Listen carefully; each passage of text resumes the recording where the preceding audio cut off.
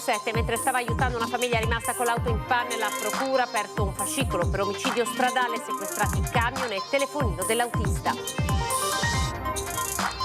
Per Saletta è una ferita che si riapre. 10 anni fa 2 operai della De Zottis morirono allo stesso modo sul passante di Mestre, erano amici e colleghi di Basile. Con il sì definitivo alla Camera l'autonomia differenziata diventa legge, pioggia di reazioni politiche, esulta la Lega che parla di giornata storica, Roma Zaia incontra la stampa, pronti a far partire la trattativa con il governo. Una dura battaglia, quella per l'autonomia, portata avanti da pochi coraggiosi, è diventata legge a quasi 7 anni dal referendum del 22 ottobre 2017. Il commento del direttore Luigi Baccialli. Proposta shock del leghista Paolina Ring contro l'astensionismo, pubblicare nei siti comunali l'elenco dei nomi di chi vota e di chi invece getta le urne. L'elogio dell'imperfezione di Rita Levi Montalcini, il nuovo modo di raccontarsi con blog e selfie tra le tracce preferite dai maturandi trevigiani alle prese oggi con la prima prova scritta. Installazioni artistiche, musica e poesia da venerdì e per un mese, grazie al progetto di riqualificazione In Luce, i giardini di Sant'Andrea diventeranno un centro culturale con un fitto calendario di appuntamenti.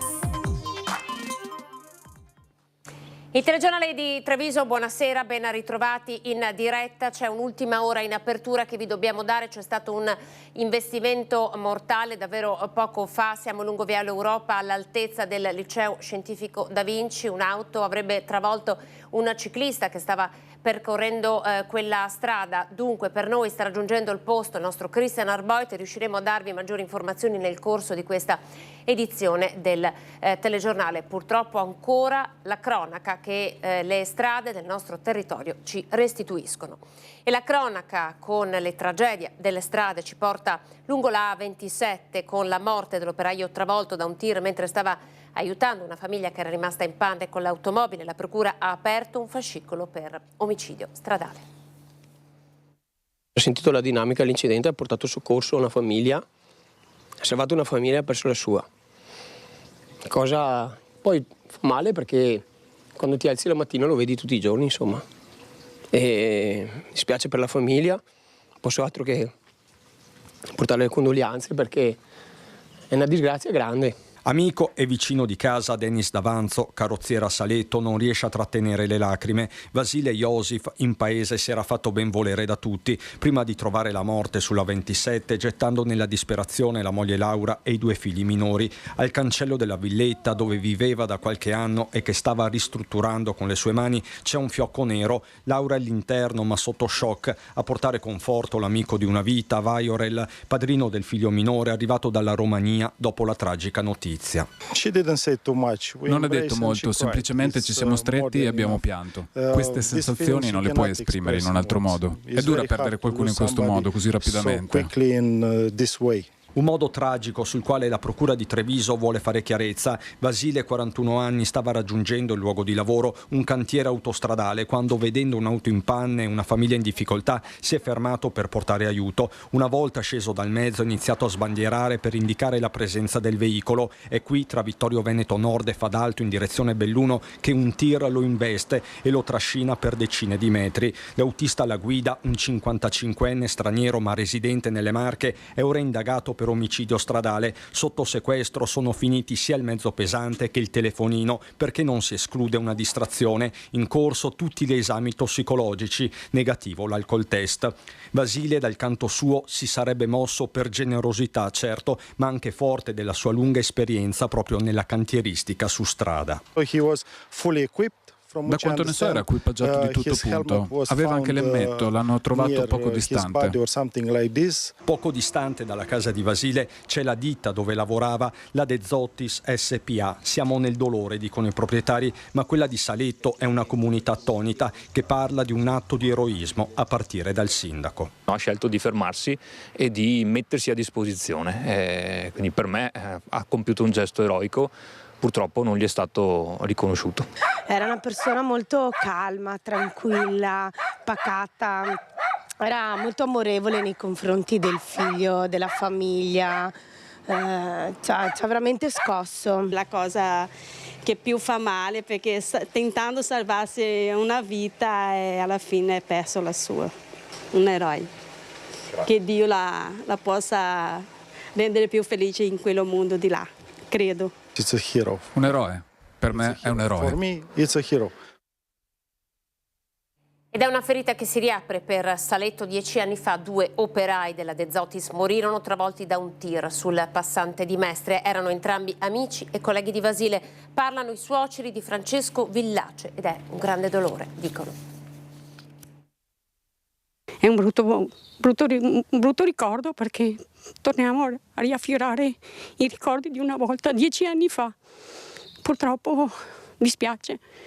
Erano bravissime persone, mio genero, tutti sono brave persone, grandi lavoratori. Non si dà pace la signora Serenella, suocera di Francesco Villace, che nel 2014, accanto al collega Mauro Camerotto, venne travolto e ucciso da un tir mentre stava lavorando sul passante di Mestre. Anche loro, come Basile e Iosif, operai della De Zottis SPA. Serenella, con il marito Sandro, vive a poche decine di metri dalla casa del 41enne morto in A27. La tragica fine dell'uomo è sale su una ferita mai rimarginata. 29 luglio, il giorno del compleanno di mia figlia.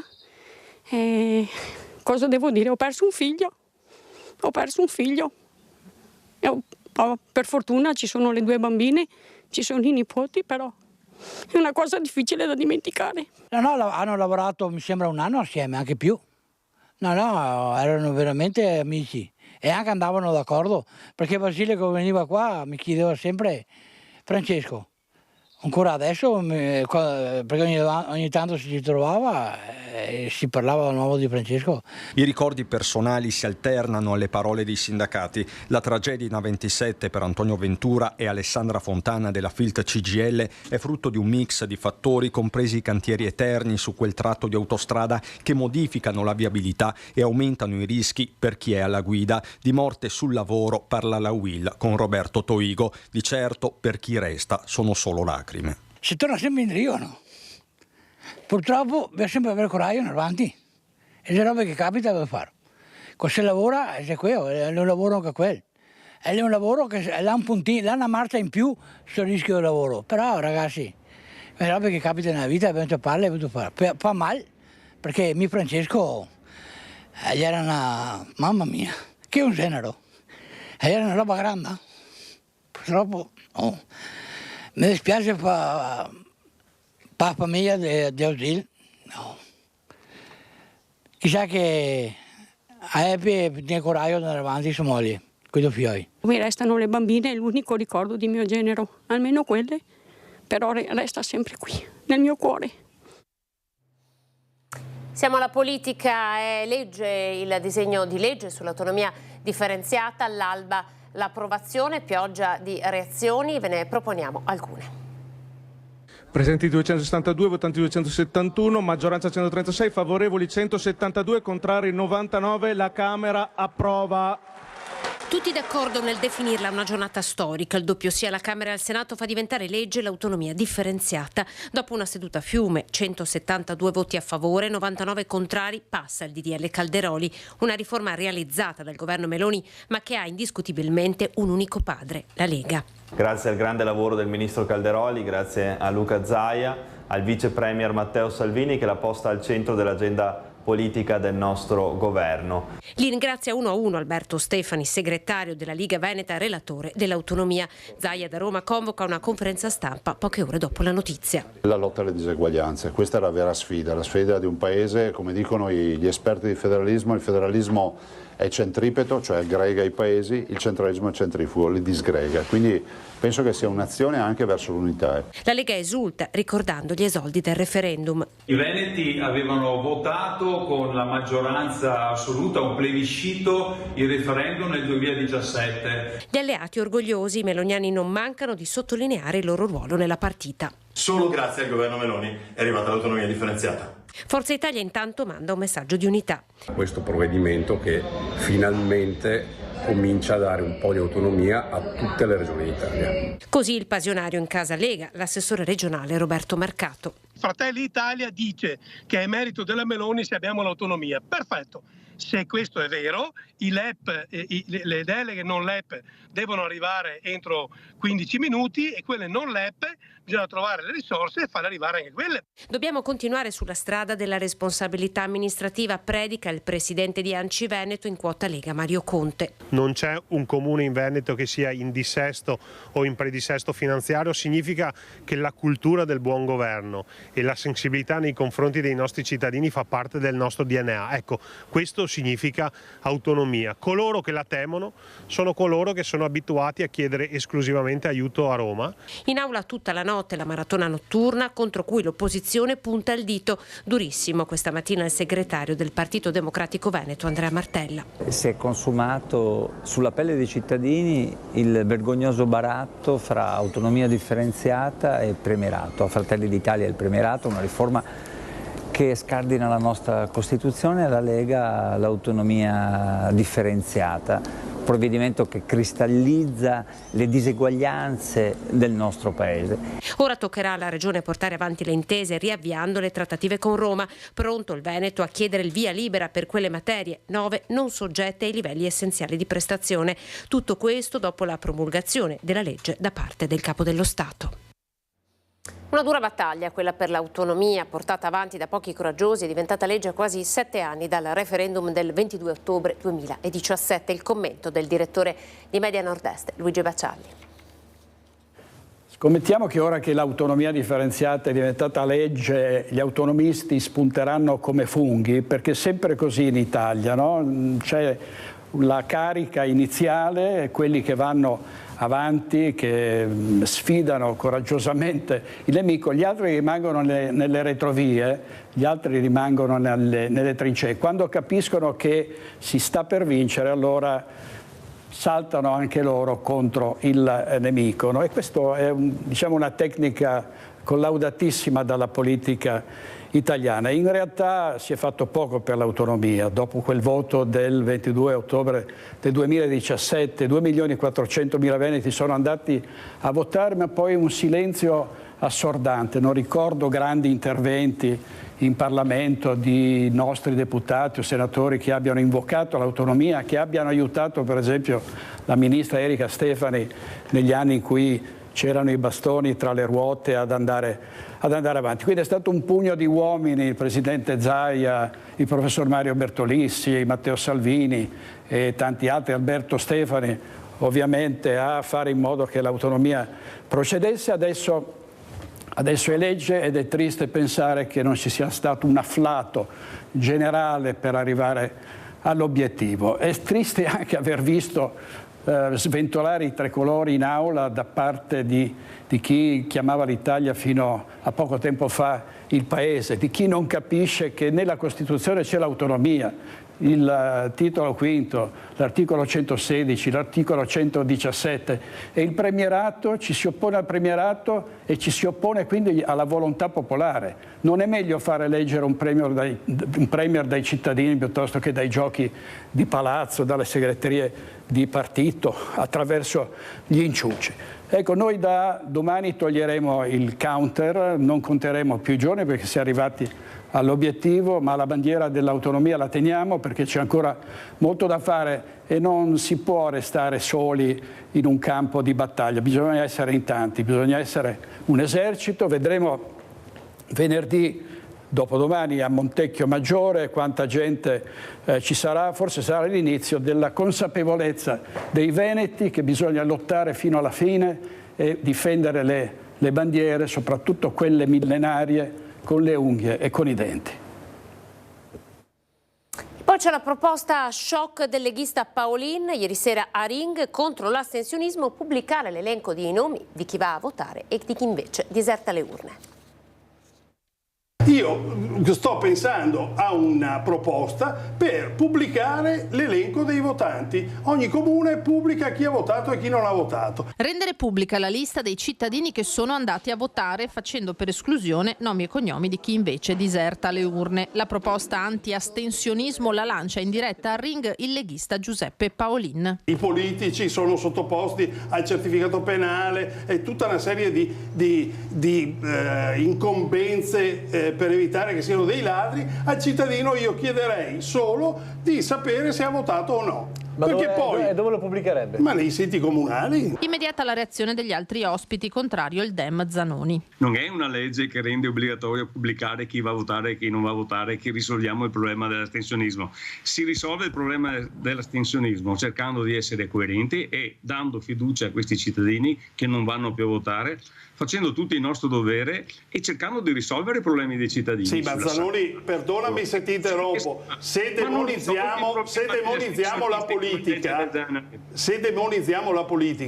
cioè i cittadini continueranno a dire che sono tutti uguali, cioè bisogna anche arrivare a parlare con i cittadini. Responsabilizzare i cittadini, ma però sì, è un diritto dovere, per cui vi ricordo che era un dovere e tempo fa venivano tolti a chi non andava a votare. Io non voglio arrivare a questo. Per Borgia di Fratelli d'Italia sono le candidature calate dall'alto, i parlamentari fantasma ad allontanare gli elettori. Se tutti fossero eletti e fossero eletti con le preferenze, dovrebbero ritornare nel proprio territorio, dovrebbero portare risultati, dovrebbero confrontarsi con la gente, dovrebbero, come fanno gli amministratori locali, noi dobbiamo stare in mezzo alla gente, questo dobbiamo fare. Paulin è comunque determinato a portare avanti l'istanza. La farò ai miei parlamentari, io la sto scrivendo e dopo la propongo, dopo logico che passerà il vaglio. La mia allora è nata come provocazione per cercare di smuovere un po' e chiedere anche al cittadino di farsi parte attiva.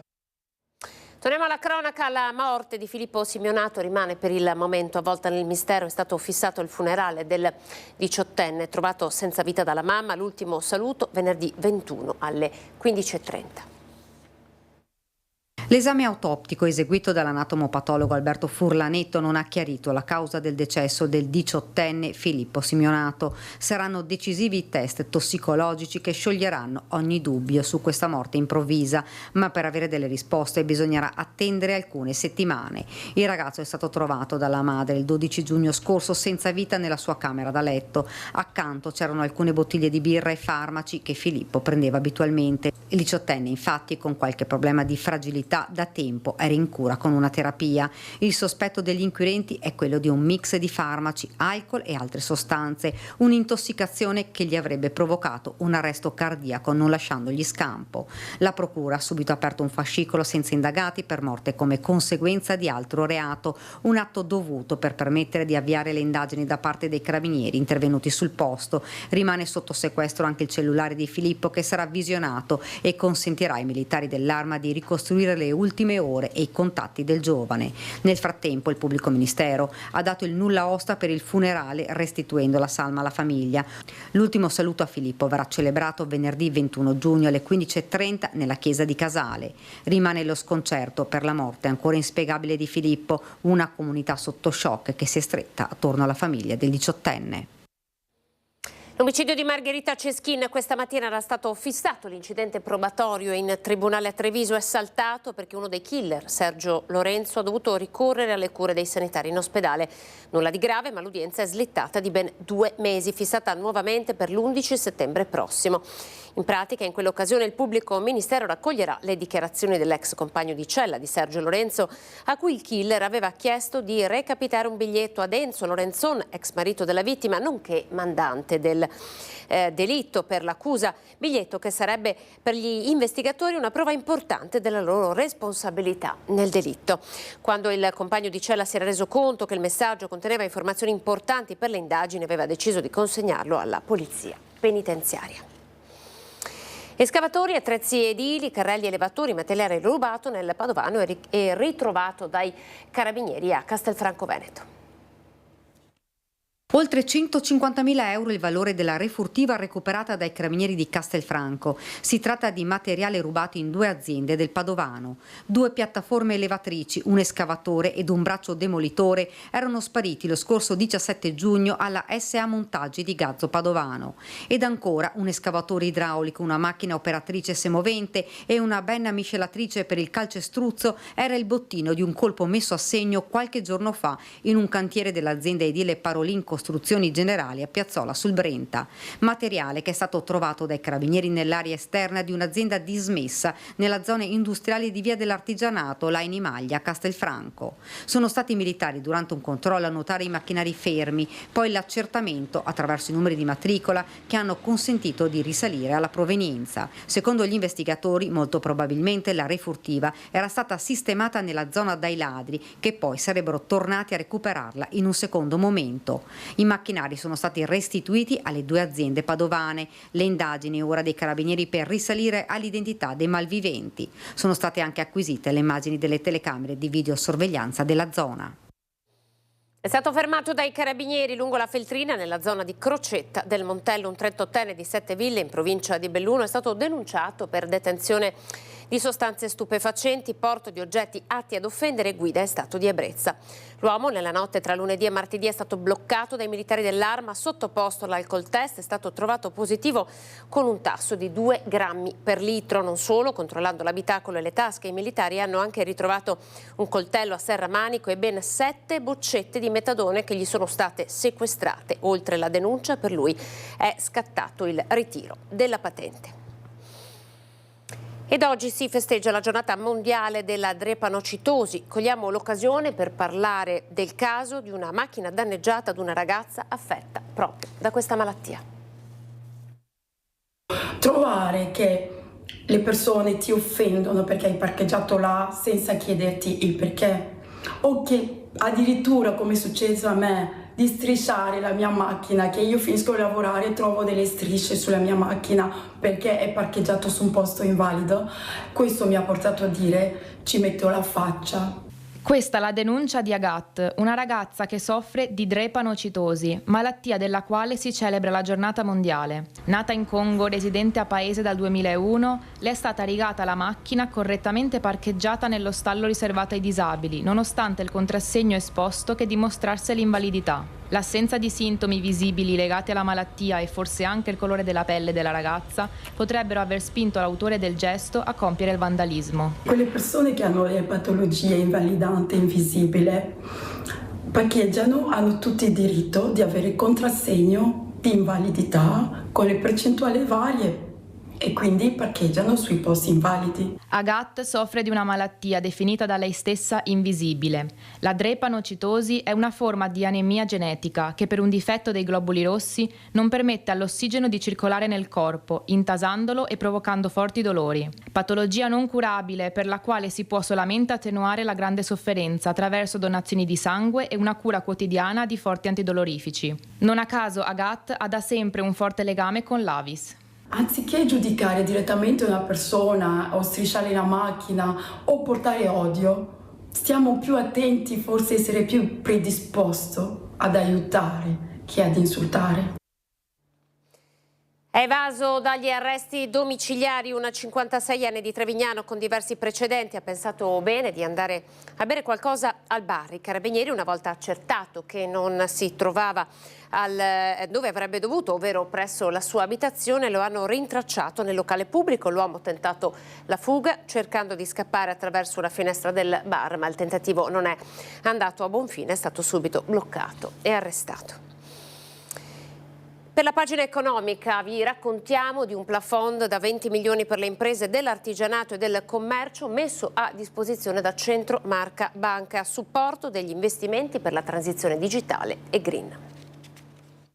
Dal territorio trevigiano un aiuto alle sue imprese, un sostegno alle aziende del commercio e dell'artigianato arriva da Centro Marca Banca, che mette a disposizione un plafond da 20 milioni di euro. Il budget è riservato alle aziende che accederanno ai finanziamenti agevolati previsti dalla Regione del Veneto attraverso il Fondo Veneto Competitività. Una misura presentata questa mattina presso la sede del gruppo, che si pone così come organo di mediazione e consulenza per l'accesso agli strumenti pubblici. Risposte veloci ad aziende che vogliono investire sulla sostenibilità e l'innovazione, fino a 500.000 euro, fino a 84 mesi di investimento. Credo che il modo migliore per essere vicino alle nostre imprese sia dargli dare loro la possibilità di investire in questi settori. Le nostre aziende vanno supportate nell'innovazione, che è obbligatoria perché non ci si può tirare indietro, ma sostanzialmente hanno bisogno di essere supportate in tutte quelle che sono le attività dell'informazione. I criteri ESG, i criteri EBALUM sono situazioni che sentiamo qualche volta parlare, ma sono già nel nostro mondo. La sostenibilità non è solo una questione di etica, una questione di sensibilità, ma è anche oggi un obiettivo a livello normativo, e le banche dovranno tra poco valutare le aziende, i propri clienti, non solo dal punto di vista del rating finanziario, ma anche secondo il grado di sostenibilità, e le aziende meno sostenibili avranno difficoltà di accesso al credito e a costi elevatissimi, quindi non possiamo lasciare indietro nessuno. Digitalizzazione, innovazione tecnologica, efficientamento energetico, le frontiere più vicine.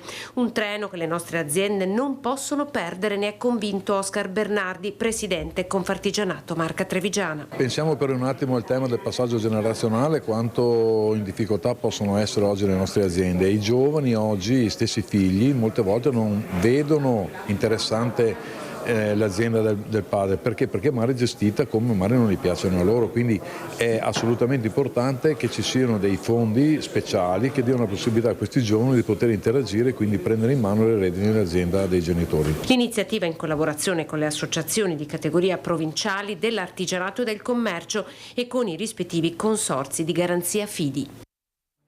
Pochi secondi di pubblicità, a tra poco con le notizie.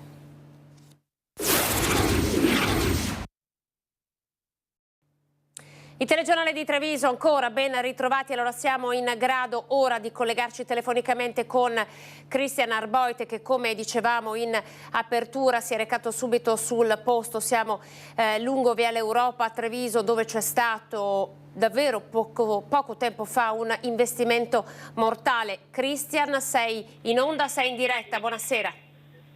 Sì Anna, buonasera a te e a tutti i telespettatori di Antenna 3, mi trovo in Viale Europa, dove da poco è stata portata via la salma della vittima, un ciclista. Non sono ancora state rese note le generalità, anche perché appunto qui sul posto non ci sono familiari, quindi ogni informazione sulle generalità in questo momento è assolutamente prematura. I rilievi della polizia locale sono in corso, polizia locale che sta appunto deviando il traffico in questo lembo appunto di Viale Europa.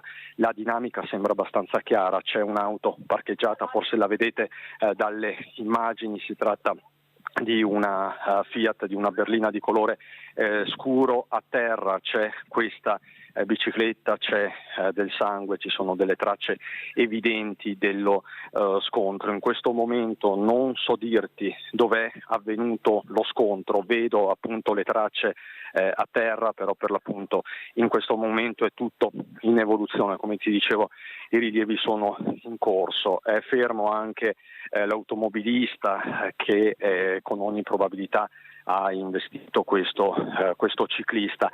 Con ogni probabilità, usiamo sempre il condizionale, entrambi procedevano nella stessa direzione, ma anche questo ovviamente va appurato. E qui ci sono dei cittadini, li sto sentendo, domani e nelle prossime edizioni sentirete le loro testimonianze, sono assolutamente esasperati. Signora, siamo in diretta su Antenna 3, la signora Nilandi, Stefania Nilandi, lei ha qualcosa da dire? Sì, sono indignata perché qui fanno le gare con le moto, le macchine a tutte le ore, chiamiamo la polizia e non ci ascoltano, e tra l'altro mi hanno anche detto da prendere il numero della targa. Come fai a prendere il numero della targa la gente che corre così?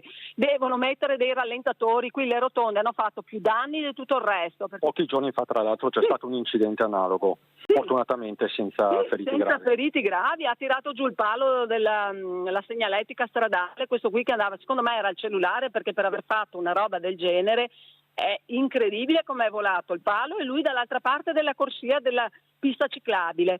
Se sopraggiungevo ci fosse stata una mamma con dei bambini, che qui è frequentato, ci sono le scuole, gente che era a piedi o in bici, cioè voglio dire, ma facciamo le piste ciclabili in questo modo senza mettere dei rallentatori. È anni che lo chiediamo, è anni. E adesso dove sta il morto adesso? Grazie signora Milandi. Questo è il clima, non c'è solo la signora Milandi, ci sono diversi cittadini, Anna, che stanno protestando, che sono qui esasperati proprio per questo tratto di strada. Lo ricordo, siamo in Viale Europa, l'autista alla guida del mezzo non vuole essere ripreso, ho provato pochi istanti fa appunto ad avvicinarlo, però come puoi comprendere la situazione è un po' delicata ed è difficile per tutti. Lo ripeto, Anna, a beneficio di chi ci sta seguendo, potrebbe essere un uomo del posto, residente qui nelle vicinanze, gira questa voce.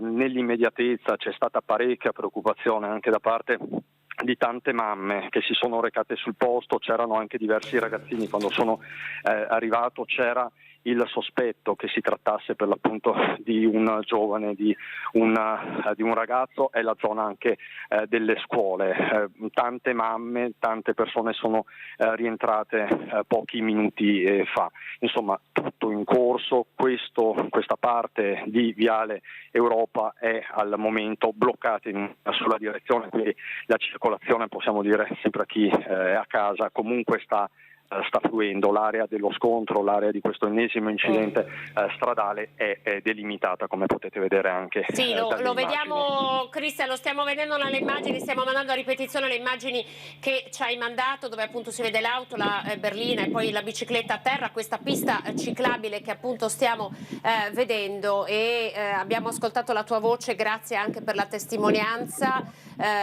che insomma dà un po' il senso di quanto sta accadendo e di quanta rabbia. Siamo nel quartiere di San Liberale, corretto Cristian?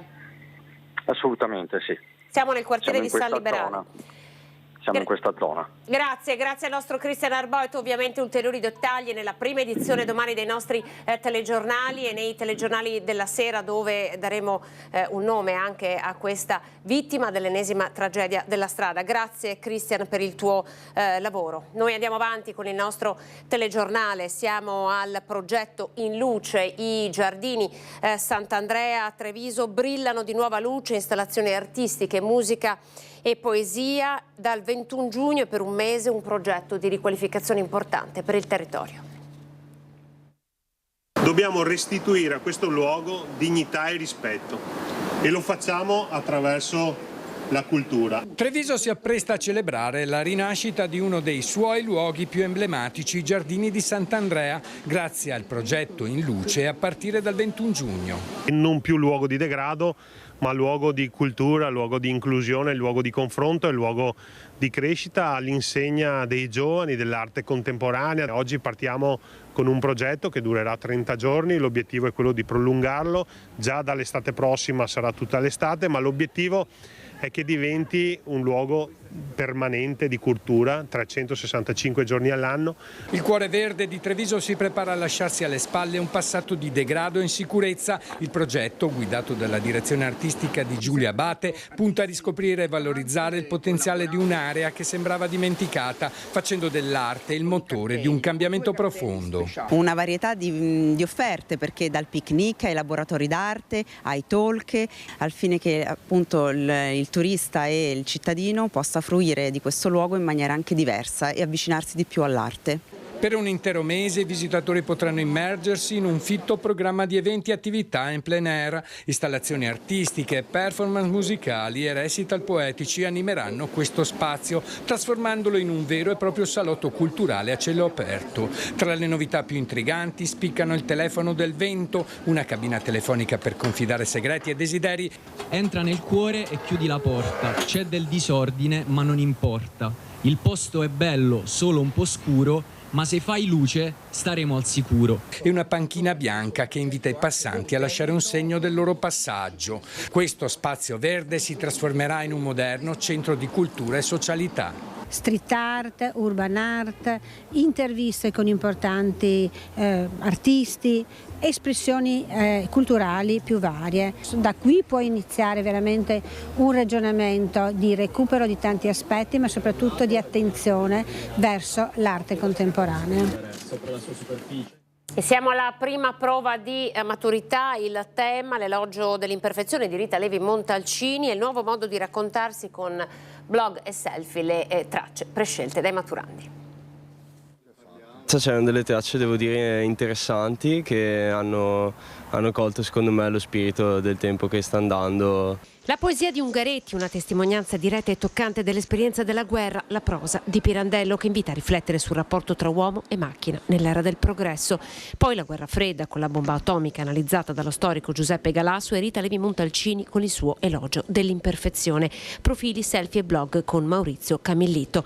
È andata la prima prova per i maturandi, 6 ore a disposizione per il tema scritto. Tracce che sono piaciute e non hanno sorpreso. Personalmente ho scelto la traccia C1 che era sull'imperfezione, da uno spunto di Rita Levi-Montalcini. Erano temi molto attuali, riguardavano la guerra o comunque anche il mondo dei social. A mio avviso le ho trovate interessanti e giornata difficile, più l'emozione impegnativa, ma comunque ci hanno sempre abituato a scrivere temi. E io ho scelto la C2 che parlava dell'importanza della scrittura e il cambiamento della scrittura nel tempo. Ho parlato un po' di me e sono riuscita a parlare anche di un autore che abbiamo fatto, ho parlato di Italo Svevo e la coscienza di Zeno. Sono andato sicuro sulla C2 che parlava del diario e quello che un po' si è perso con i blog e tutto, quindi si è perso un po' il fatto di scrivere.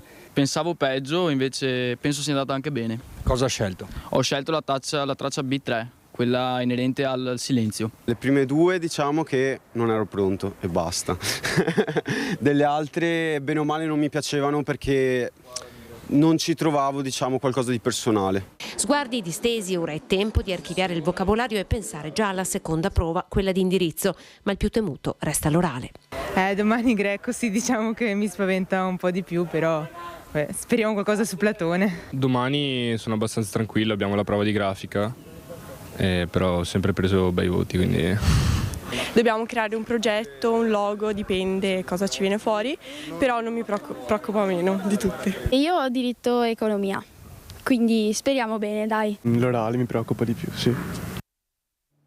Il professore di inglese Antonio Zappador ha compiuto 100 anni, noi siamo andati alla sua festa. Happy birthday, professor. Happy birthday. Ah, thank you very much.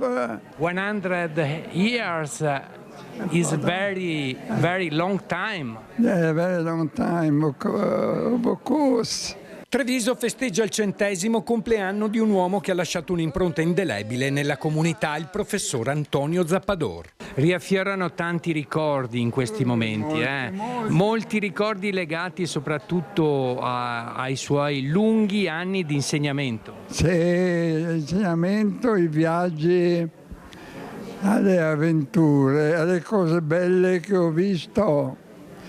Ho visto le cose più belle del mondo. Nato a Verteneglio in Istria il 18 giugno 1924, la sua vita è stata segnata dall'arresto nel 1947 da parte dell'OZNA, la polizia politica del regime di Tito, che lo costrinse all'esilio dalla sua amata terra natale, per iniziare una nuova vita a Treviso, dove ha dedicato la sua esistenza all'educazione, alla cultura e all'insegnamento. Lei è stato il primo a organizzare dei viaggi per gli studenti delle vacanze studio in Inghilterra. Io ho inventato i viaggi per l'Inghilterra, per l'America, dove sono stato più volte. Prima come maestro elementare, poi come professore di inglese ha insegnato alle Stefanini, al Duca degli Abruzzi, al Pio X e Riccati. Zappador ha toccato la vita di migliaia di studenti, diventando un punto di riferimento per molti di loro. Ho ammirato in lui l'uomo veramente potente, l'insegnante straordinario, capace di accendere scintille.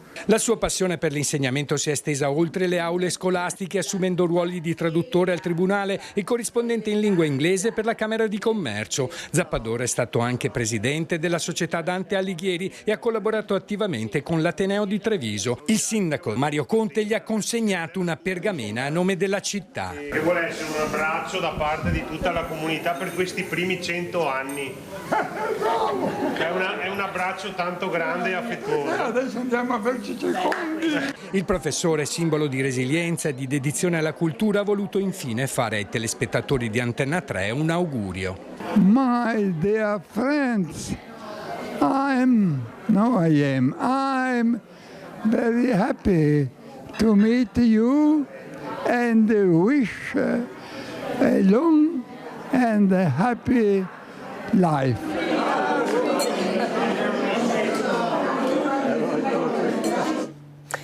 le notizie di Belluno e provincia.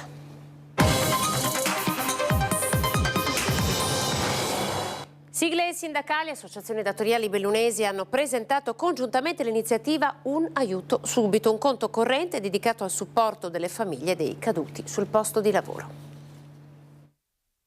Aiutare le famiglie che vivono il dramma della perdita di un proprio caro sul luogo di lavoro. Sostenere lavoratori vittime di infortuni gravi e inabilitanti. Nasce da un'idea di Will Veneto Un aiuto subito, un conto corrente solidale istituito per raccogliere fondi da destinare a un primo e tempestivo soccorso economico alle vittime della piaga insanabile delle morti bianche in provincia di Belluno. Un'iniziativa sposata e sottoscritta dalle sigle sindacali e dalle associazioni datoriali del territorio con il coordinamento del Fondo Welfare Dolomiti. Questo progetto vuole essere un progetto solidale, quindi chiediamo la solidarietà dei lavoratori, dei datori di lavoro e un po' di tutta la collettività del nostro territorio. Aiuto subito perché deve essere immediato e raggiungere subito i lavoratori e le famiglie. In Veneto quasi 5 morti bianche per milioni di lavoratori impiegati nel primo quadrimestre del 2024, dato che sale a 11 per milione in provincia di Belluno, dato in leggera flessione rispetto all'anno precedente, ma che non deve far calare l'attenzione su una problematica che i sindacati ribadiscono non ricadere nella fatalità, bensì come conseguenza di errori o omissioni nella gestione degli ambienti di lavoro. Il nostro obiettivo resta raggiungere i 0 morti sul lavoro, questo bisogna dirlo, però i numeri purtroppo non ci aiutano e Belluno resta in zona rossa, avendo comunque nei primi 4 mesi del 2024 già un morto sulle spalle. Il fondo è attivo da oggi e sarà alimentato su base volontaria dai donatori sul conto corrente dedicato, riportando la causale Un aiuto subito. Il 70% sarà impiegato al supporto dei casi di decesso, il 30% per gli infortuni invalidanti, che saranno opportunamente valutati da una commissione paritetica formata da sindacati e associazioni datoriali. Le donazioni non sostituiranno in alcun modo i risarcimenti ordinari, ma fungeranno da integrazione nell'ottica della tempestività e della solidarietà tra lavoratori. Dal 27 al 30 giugno Feltre torna alla celebre mostra dell'artigianato, quest'anno dedicata al celebre scrittore e viaggiatore veneziano Marco Polo. 38 anni di manifestazione per una manifestazione come questa fatta a Feltre non è una cosa banale. Ai blocchi di partenza la storica mostra dell'artigianato artistico e tradizionale di Feltre, 38esima edizione per l'evento che dal 27 al 30 giugno colorerà le vie della città murata con maestri espositori italiani e internazionali. Tema di quest'anno l'omaggio a Marco Polo nel 700° anniversario dalla scomparsa. Porteremo tutta una serie di iniziative inerenti non al viaggio in Cina, ma tutta una serie di iniziative con la città di Venezia, con l'Iran, dove andare a valorizzare proprio i 700 anni di Marco Polo. E soprattutto la valorizzazione di quelle che sono le nostre caratteristiche, che però vanno ad essere in sinergia con una cultura che è vista chiaramente in modo più ampio, più vasto. Un'edizione che quest'anno si svolgerà interamente all'interno delle mura. Era importante realizzare tutto all'interno del centro storico, perché in modo tale da poter far visitare alle persone tutte le caratteristiche anche più particolari che si possono vedere all'interno del nostro centro storico. 150 espositori di altissimo livello che, oltre a presentare le loro opere, daranno dimostrazione della propria arte, e poi le mostre dedicate al celebre scrittore e viaggiatore veneziano attraverso colori e tradizioni d'Oriente, ma anche riscoprendo l'arte della Repubblica Marinara fuori dall'immaginario comune, con molte novità e sorprese. E poi sartoria, forgiatura, ceramica, tappezzeria, carta e rilegatoria, lavorazione del legno, musica e ristoro, per garantire agli oltre 15.000 visitatori annuali della mostra un programma sempre più ricco e poliedrico. Non rimane che fare un invito a partecipare. L'invito a partecipare lo caldeggio, perché quest'anno c'è veramente tanta cosa da vedere. Ripartono i lavori all'elettrodotto nella Valle del Piave, un progetto da 149 milioni per la società Terna, che prevede l'abbattimento di 390 tralicci attualmente esistenti per una lunghezza complessiva di 100 km nei comuni di Belluno, a Perarolo di Cadore. Saranno sostituiti da 25 km di linee interrate, mentre la restante parte rimarrà aerea, ma spostata rispetto alle abitazioni e agli edifici pubblici. Tutti i cittadini dei comuni interessati avranno la possibilità per i prossimi 30 giorni di visionare il progetto presso i propri uffici comunali e di inviare eventuali osservazioni al Ministero dell'Ambiente legate alla creazione dei nuovi impianti. Alla scadenza ci sarà l'ultima conferenza dei servizi, dopodiché il progetto non sarà più modificabile. Noi ci fermiamo con questa notizia, grazie per essere stati in nostra compagnia. Il telegiornale di Treviso termina qui, dopo di noi il meteo. Arrivederci.